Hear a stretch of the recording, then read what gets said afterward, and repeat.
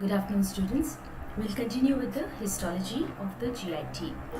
This morning you had a class on gross anatomy of the liver, so it's very appropriate that we look at its microstructures straight away.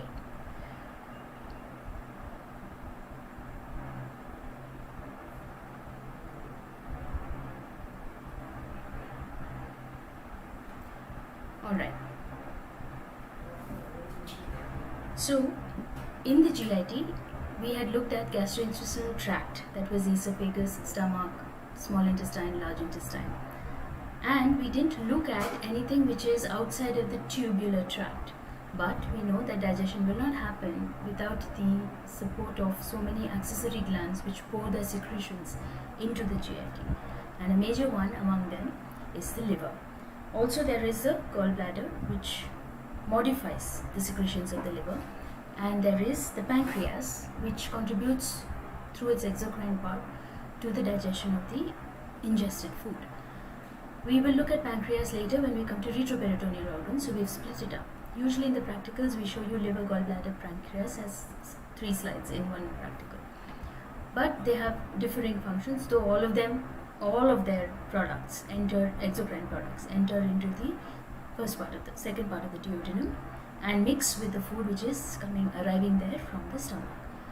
We will look at only liver today because you've done the gross anatomy just now, and after we finish all the intraperitoneal organs in gross anatomy, when we come to retroperitoneal, at that time we'll catch up with the pancreas.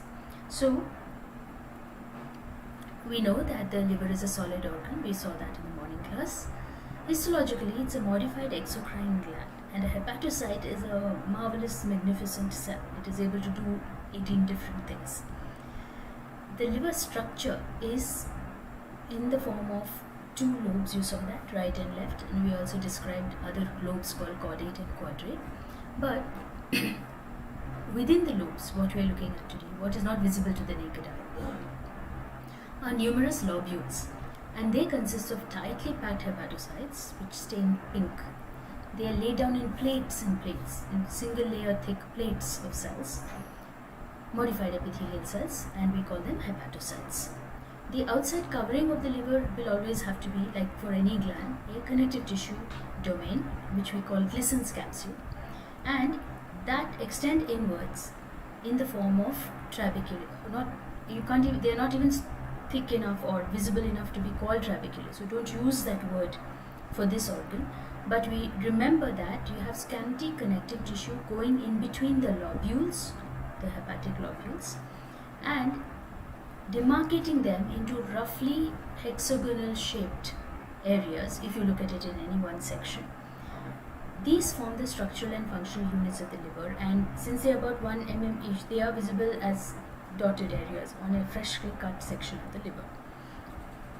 Each of these hepatic lobules is made up of cords of liver cells, rows and rows of them, which are separated by blood-filled spaces which are sinusoids, specialized sinusoids. We have learned somewhere long time back when we looked at vascular tissue that the smallest channels through which blood flows are the capillaries, and varieties of them are called sinusoids, which are more dilated than capillaries. They are wider spaces, and in that there are areas which have a lot of fenestrations between the cells, holes, which allow macromolecules to be shared between the tissue cell and the contents of the bloodstream.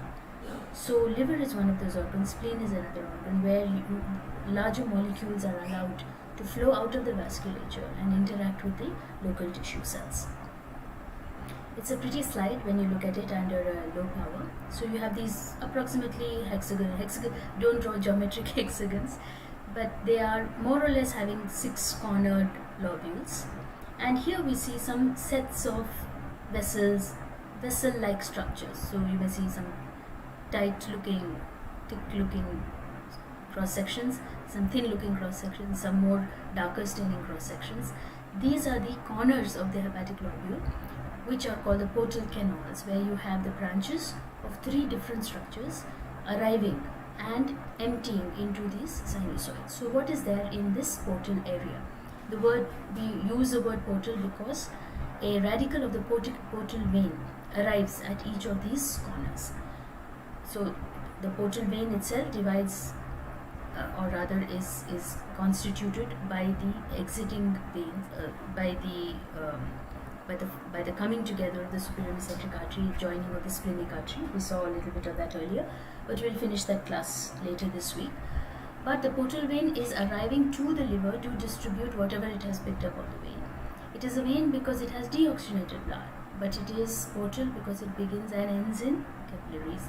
And it is important, very important, because it's bringing the absorbed, assimilated food right from the top to the bottom of the GIT, bringing it back to the liver.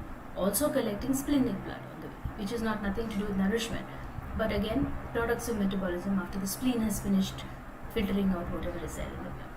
So all this blood is arriving at the liver, and it will be poured into the sinusoid so that the hepatocytes can interact and do whatever needs to be done with the constituents of the blood. Extremely important. Since these portal vein radicals are present in each of these corners, that area has been given the name portal canal. It's probably there in some of your books. Or portal area is fair enough. And in that you get the interlobular branches. So lobes, in that lobes, several lobules, in between the lobules, interlobular branches of portal vein, hepatic artery and bile. So we have a bile duct starting here. Now this is not coming in, this is going away from here. Actually the structures are not coming or going, it's the flow inside that we're talking about. So hepatic artery is in flow, portal vein is in flow, and bile duct is outflow of the products of liver production. So these are the things which will be available as physical items which we can see at the corners of the hepatic lobules. We'll have a septum. We're giving it a name like septum, but in human liver, there's very scanty fibrous tissue. If you take experimental animals and look at that, you get a little bit more of connective tissue in between the lobules. You can actually say there is a periphery, there is some amount of connective tissue and better defined lobules. But when you see human liver, I'll show you in a few minutes, you hardly see any differentiation. The lobules kind of confluence with each other. So picking up a liver, diagnosing a liver slide is actually easy because no other organ looks like that. And this radiant look of hepatic laminae, like of cells going away from a central space towards the six corners, that is a typical look, which is why this name of hepatic lobule came in. It's a structural visual phenomena which is easy to identify. In terms of function, it doesn't correlate very well with how the liver functions. So after that we came up with different names. We said portal acinus, we said portal lobule, but this one is called a hepatic lobule. You just recognize and understand it because it's the easiest way to recognize and understand the structure of the liver. So the interlobular septae separate one lobule from the other. In between there are lots of hepatic sinusoids which are radiating away from a central vein. So there will be a central space, a larger vein compared to this one. This one is a larger, a more rounded looking vein. This is a more collapsed looking typical vein. So you have a central vein, and then you have plates of hepatic cells, like slabs or laminae or plates of hepatic cells. And same thing here, portal vein, bile duct, hepatic arteries. So this from if keeping the vein at the center, the central vein at the center, and going off in all directions, all radial directions to the corners, roughly 5 to 6 for any lobule. In any section you may see only 3 corners or 4 corners because this is a 3-dimensional lobule. So you won't always see geometric 6, but keep in mind that roughly hexagonal shaped sections will be there. For in any which way you cut the liver, you will see hexagonal shaped sections. Now at a medium or a high power, this magnification 70x, actually I think it's probably even more than 100x this is. But the point is that you will see that there is a connective tissue domain outside of the liver, which is its capsule, and on the top of it you see a single line of simple squamous epithelium. Now that is again classically a serosa, isn't it? So that is the visceral peritoneum covering the liver. So in the morning we talked about how the peritoneum covers the whole liver, then all entire surface of it, and then goes in between the several lobes, separating them out. So that lining that tissue is that simple squamous epithelium or mesothelium. It's called mesothelium because of its derivation. You'll see the correlation with the development of the liver later. But this is just to show you from the outside inwards, there is a connective tissue capsule which we call Glissen's capsule, and outside of it, that's outside of the connective tissue, there is a serosa, which is nothing but visceral peritoneum of the liver, and we call it mesothelial cells. Now this is a correct low power picture, so this is how it will appear to you. As soon as you look into the microscope, this is how it will appear to you. You may see a capsule and you will see radiating columns or rows or plates of cells centered around a vein. Now we'll look for a central vein. And this is labeled. There's a central vein here, there's a central vein here. Here, it's not very conspicuous, it's not like a big hole you can see. Most often it looks sometimes like a slit, sometimes hardly any space. And what you are more going to notice is the triads, the sets of three things which are at the corners. So there is a, let's see, 1, 2, 3. This looks more or less like 3. This doesn't look like much. This looks like it, but you're not seeing the RBCs inside of it, but there are actually 3 cut vessels here. If you look at it under high power, you see them better. So for this particular vein, for example, there will be 1 direction, 2, 3 is not very clear, 4, 5 somewhere here, and maybe 6. More or less 5 or 6 corners that each central vein will have. If we are giving it to you as a spotter, we will center it on a central vein so that you will see at least 2-3 corners, like the previous diagram where you will be able to label it, right? But this is a painting, this is not exactly a photomicrograph. This is an actual micrograph. Now here it's much more difficult to differentiate what is happening. At this periphery I can't make out any one single, either a vein, maybe this is a central one, I'm not sure. But if you go in a little deeper, or if you zoom out, then you get a much clearer picture, and you should be able to notice this and realize what it is. So the C is the capsule, P is the portal tract with 2 or 3 cut sections of vessels, and V is the hepatic lobule. The venule is at the center of it. This is the hepatic venule, not portal. Portal venule is at the corner, hepatic venule is at the center, and it is in the center of the lobule. Like as I mentioned before, there will be different types of liver lobules. So we have the classic one which we talk about, which is a venous unit, because why? We said portal vein is bringing in blood, bringing in. So several portal veins and several hepatic arterioles are bringing in the blood. That is flowing into the sinusoids and flowing towards the central vein. So the central vein is picking up the blood, which means the blood, by the time it flows from corner to center, it's become completely deoxygenated. All the oxygen has been taken away by the hepatocytes and other cells within the lobule, and only deoxygenated blood has arrived here. First it's deoxygenated, already it's deoxygenated. Another thing which has been done is all the nourishing factors which had come in by the portal vein have all got absorbed, because the liver will take care of all classes of food, right? So we have the waste materials which are left behind, if any, which will come into the venous blood, right? And any toxins which might have come through the inflowing blood would have got cleared out, taken away by the hepatocytes. So in that sense, detoxified blood would also arrive at the hepatic vein. Liver secretions don't arrive here. Liver secretions have a different story.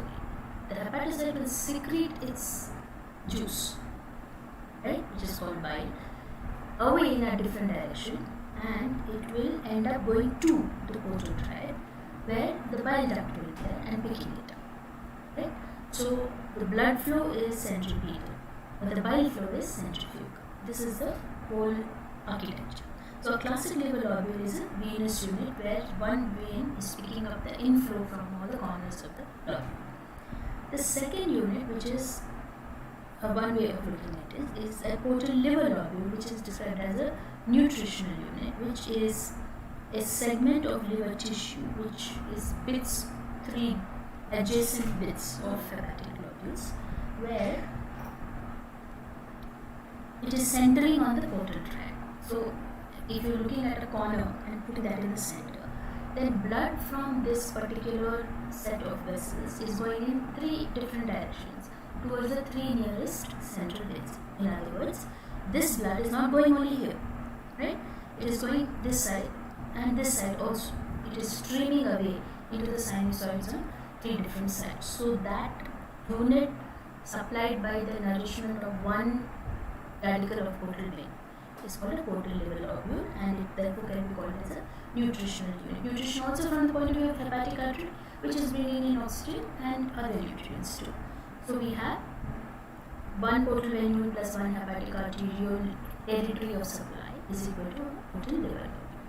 Then you have a concept called a liver acinus, hepatic acinus. Here, one arteriole, now though we see a cut section of arteriole at any corner, any of the portal corners, that artery will have branches.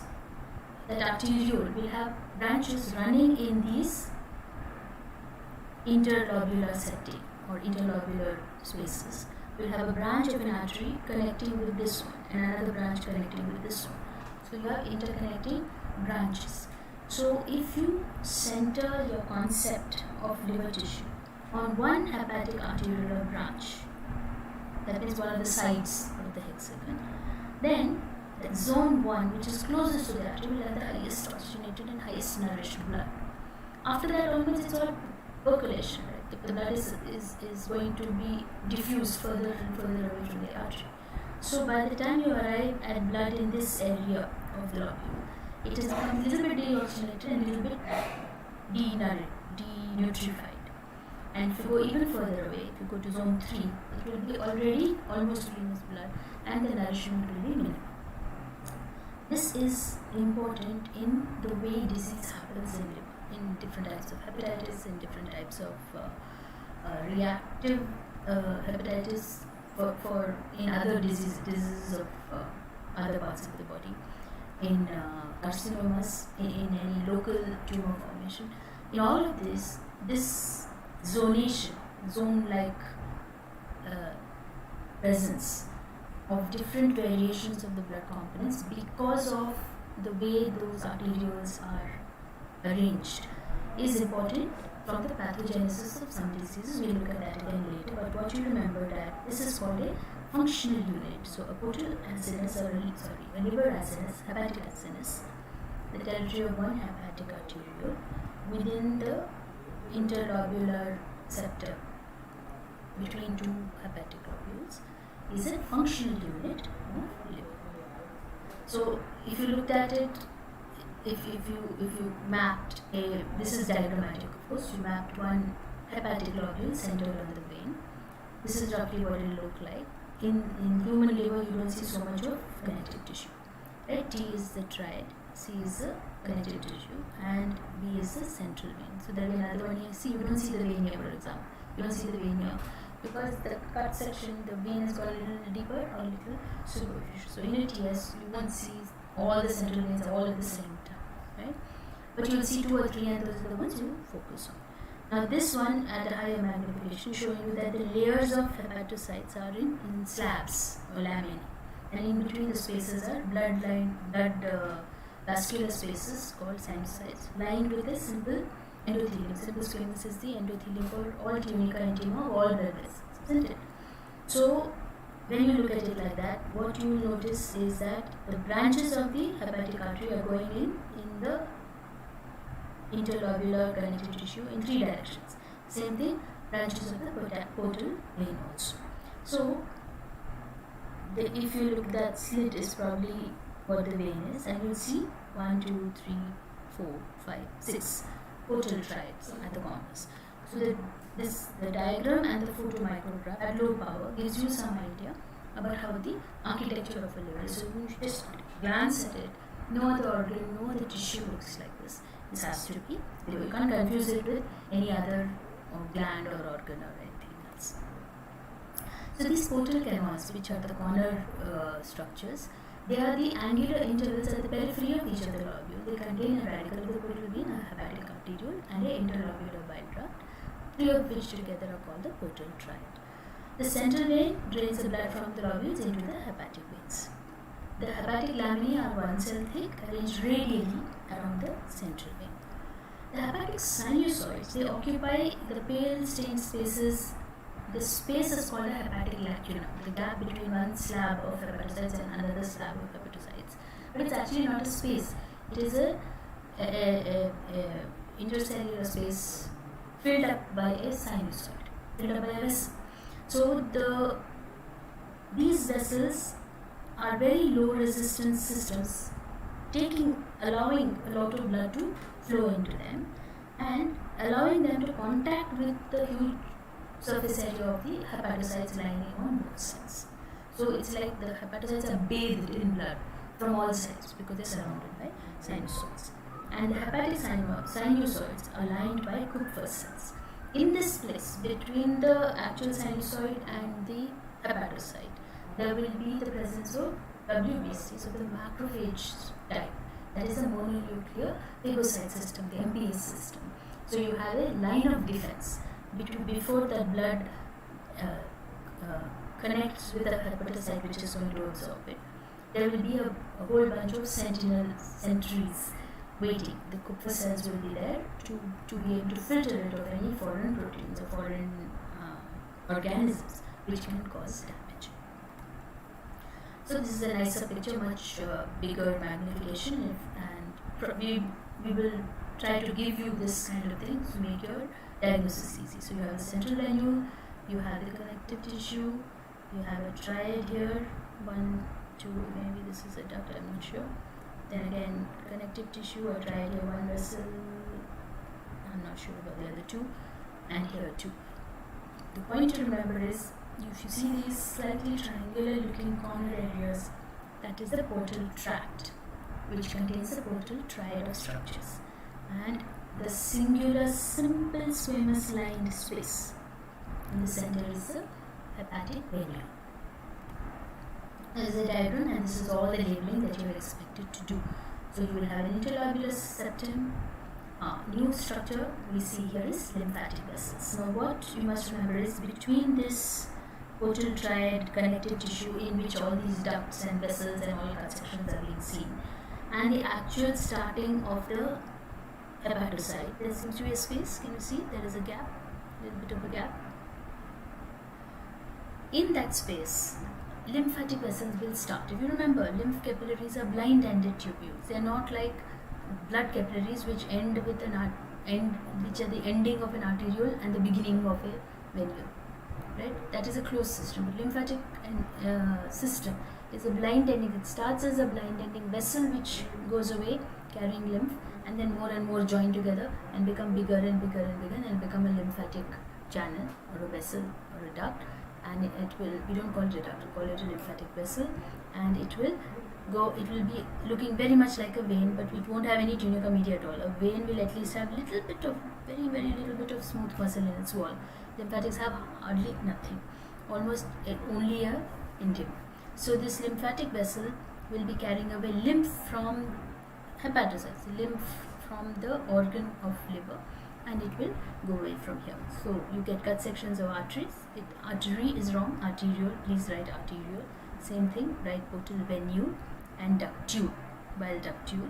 The bile ducts are the gross anatomy ones which you can see with your naked eye. And what can you see as a difference between the vessels and the ducts? The difference is the internal lining, right? All vessels will have simple squamous lining and ducts will have simple cuboidal epithelium. So that is the septum, plates of hepatic cells, blood cells. Please remember, RBCs don't stain with HNE.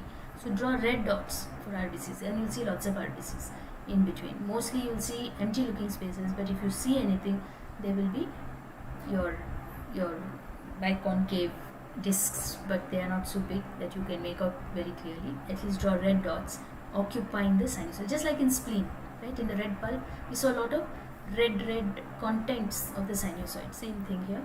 RBCs are contents of the sinusoids. This section is focusing between one triad and the central vein. So this is the central vein. This is the simple squamous epithelium of the central vein. Venule, no, correctly, vein is wrong. And it contains RBCs.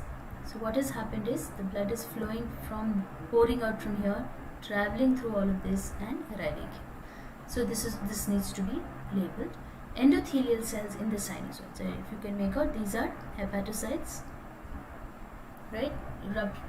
roughly cuboid, 6-surfaced cells, right? Each one is a cuboidal cell. In that, it will have a central nucleolus, sometimes a very prominent nucleolus, and sometimes you may have a polyploid cell. Liver is the only organ we have where sometimes you have polyploidy. You all haven't done genetics. Have you finished genetics classes? I think so.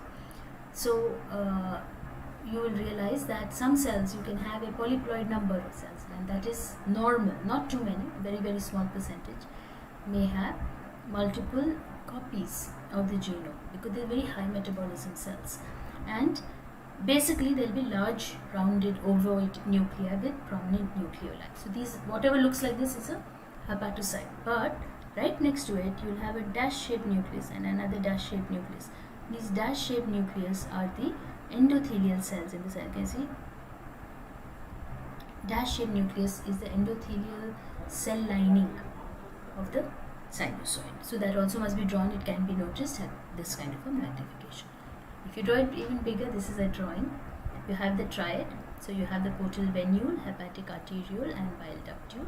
Then you have the spaces, the hepatic sinusoids filled with RBCs. And you have the hepatocytes in slabs adjusting, abutting on each other. These slabs may branch. They look like they're having branches. Yes. Plates of liver cells, so slabs of liver cells. And you have RBCs in the venule, RBCs in the sinusoids. Usually these structures don't show any RBCs in them, but if you, especially in the vein, you may see RBCs inside the portal venule also. So where is the bile? Where is the scope for the bile? What you must remember is, when one liver cell and another cell abut on each other, between this one's cell membrane and this one's cell membrane, there will be a little bit of a gap, an intercellular space provided, and that would be the bile canalicula's. We'll see that in another diagram. Another important thing to remember is, between this is a sinusoid and this is a hepatocyte. So this is sinusoid, hepatocyte, sinusoid, hepatocyte. We are not drawing any gaps, but you should. There should be a simple squamous lining, and between this simple squamous lining of the sinusoid and the hepatocyte, there will be a space which is called the perisinusoidal space of Dissay. It separates the liver cell surface from the sinusoid lining, and that space contains some extra cells called etocells, which are supposed to store vitamin A. So it's an extra point. You remember that there is a space of Dissay. Now, no, this is not the reticulin method. I don't see reticulin here, sorry, the mistake here. It is a 600 magnification, but it is not a reticulin method of staining. Sorry, that picture will come later. What we are able to see is arterial branch, lymphatic channels, bile duct branch, again arterial branch. Is there supposed to be a vein? PV is a, where is PV? Not very clear. Probably this one. This should be PV. It's a thinner walled vessel. It's probably a portal vein branch. H is a plate of hepatocytes, right? All the H's are hepatocytes. L is the lymphatics, and S is the sinusoidal cell lining. So wherever you're seeing more reddish material, that is the sinusoid with its lining. Lining cells of sinusoids will be flat nuclei, not rounded nuclei. Now what has come up is another space which we have identified is that between the whole portal canal, which is containing the whole portal triad, PV is also, sorry, PV is the portal vein here, which has got a simple squamous lining. The whole big vessel here is portal vein. These two are arterioles, two lymphatics, one bile duct. Different proportions you may see at different corners. In this slide, what we are trying to identify at very high magnification is the space of Moore. So between all the contents of a portal canal and the surrounding hepatocytes in the hepatic lobules are gaps. So this gap is called the space of Moore. There's a kind of a separation. There is it's like the hepatocytes form a kind of a lamina walling off the portal area, the portal canal area, and there's a potential gap between that and the connective tissue of the place itself, and in that we will get to see other cells we will see. So if you take one single hepatocyte and an adjacent one and adjacent structures, you see hepatocyte, hepatocyte, hepatocyte, hepatocyte. Between the two, the space is thrown into cell membrane folds, and that space becomes a bile canaliculus. So at least on 2 or 3 sides it will happen. On 1 or 2 sides you may not see this, and then that will be only an intercellular, interhepatocyte junction, cell junction. So on any surface of a cuboidal liver cell, what you will see, firstly you'll see a very rich big nucleus and lots of intracytoplasmic organelles, very rich. Then you'll see, for cell membrane modifications, you will see the creation of a bile canaliculus by indentation of 2 adjacent cell membranes, and you will see the lining of a sinusoid. Right, this is an endothelial cell of the sinusoid. It's another endothelial cell with fenestrations also in the cell membrane. Now, between this and this, there is a microvilli formation kind of thing on the surface of the hepatocyte. That space is called the space of Disse, the one we were talking about, which had this E2 cells, right, which are vitamin A containing ones. So the space between a singular hepatocyte and its adjacent sinusoid is called the space of Disse, and it will also be having the Kupffer cells, which are the macrophages of the MPS system. So 3 sides of the hepatocyte are exposed to sinusoids, remaining 3 are forming bile canalicula in this case. Needn't always be 3 and 3, but roughly that is how the liver cell is surrounded. On one side it is interacting with blood through the sinusoids, on another side it is secreting bile into these bile canalicula. So those surfaces which are secreting bile are not interacting with the sinusoid. So the space of Disse is the one we were talking about. This is the reticulin stain. We have stained it particularly to see where is the connective tissue, because we don't see it otherwise. In H&E staining, you'll get much better intracytoplasmic and nuclear staining. In this, don't see where is the nucleus. Instead, you're seeing all these black reticulin staining to show how much of connective tissue is there. If you remember, between collagen, elastin and reticulin, this was thinnest of the connective tissue fibers. So in the reticulin method, what we are able to see is hepatocyte plates, sinusoidal lining cells, right? These are the lining cells. You don't see the nuclei, but you're seeing the cell, right? And these are the plates. This is actually 3 or 4 cells, but you're not even seeing their intercellular junctions or anything very clearly.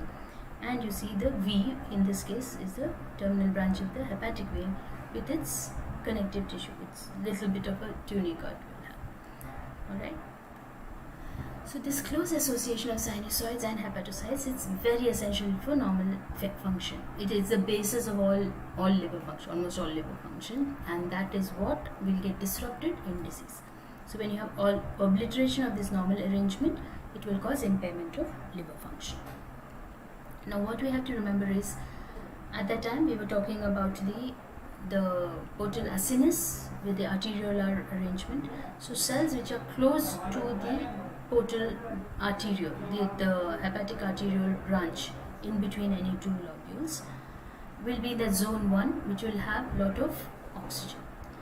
They will, if the incoming blood is toxic, it has some poisons or it has some high volume of some chemical, those cells adjacent will be the first one to die or to get affected or to get sick, right?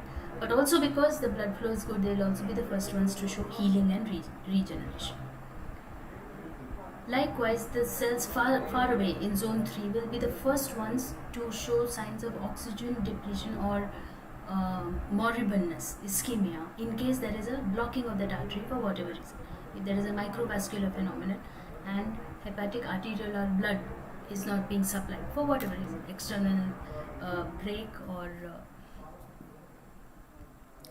a local tumor pressing on it, or a phenomena which destroys only arteries or venules, something like that. If the artery is getting compromised, the hepatocytes which will first show signs of disease will be the most peripheral zone, because they will the one who will get deoxygenated, they get the least oxygen in the first place. So their metabolic activity will be the first one to get impacted. Whereas if it's a blood related intoxication phenomenon, then the first zone ones will be showing that impact, because they have to filter that incoming material first. This is very important, which you will learn in pathology next year. When you'll just look at a Hill liver slide, the part of the hepatic lobule where the cell seems to be maximum impact will give you a good clue on what the disease pathology may be. This is just a summary. If you are given a liver slide, you did look like the general one which we saw right in front, and you have to choose the ideal microscopic field to show to your examiner, and you have to put it at medium power and then draw the diagram and label it. But what you should be able to show is that it is centered, you center it on a hepatic venule, right? And the corner will be your portal triad, the portal canal, right? So in the central venule, it has to connect to the sinusoids. You'll have hepatocytes, you'll have endothelial cells of the sinusoids, you'll have some RBCs in the sinusoids, hepatic cells in the form of columns or plates. You can see one continuous column, one continuous column. So the look should be as if it is radiating, right? And in between there will be sinusoids. At the corner you'll see hepatic arteriole, please call it arteriole, ductule, venule, all present in this area which is called the interlobular septum. I remember I said there are limiting plates of hepatic cells. So there's at the edges of any one hepatic lobule, the cells, all these radial plates become a kind of a peripheral circumferential plate. They kind of attach up to each other, separating this whole lobule from the acinus. From the portal triad. The portal triad structures inside the corner, the portal canal. So the bile duct tube will be seen in different cut sections. Always it will have simple cuboidal epithelium, not squamous. And some lymphatic vessels you may see, which will also be here. So the fourth item which is available at the corners is lymphatic vessels, along with hepatic arteriole, portal venule and bile duct tube. This is a standard architecture. Any lobe, any part, any way you cut it, you do TSLS, cross, anything you do, this is what it will look like. So in that sense, it's a very easy slide. Easy enough to understand and identify and label, but then the Viva will go into what does it do, what all do liver do, what all areas of work does liver do, and there'll be some 15-16 things. I hope physiology people are doing this simultaneously with you, but it's a good time to revise what are all the things that a liver does, and we'll take it up, continue with the next region that we come to next week for histology. Probably gallbladder when we go with that. Now the next thing I think which will be done for you is portal vein, because that's the region of the abdomen that you are studying in terms of morphology of the viscera. And the portal vein itself is a class, and after that portocable anastomosis is another very important class because it has very significant clinical implications. So I'll take that up on Saturday, and till then you have a good week. Please correlate with your atlases and with your textbooks, whatever you are following, and please send me your feedback or questions if anything comes up. Thank you.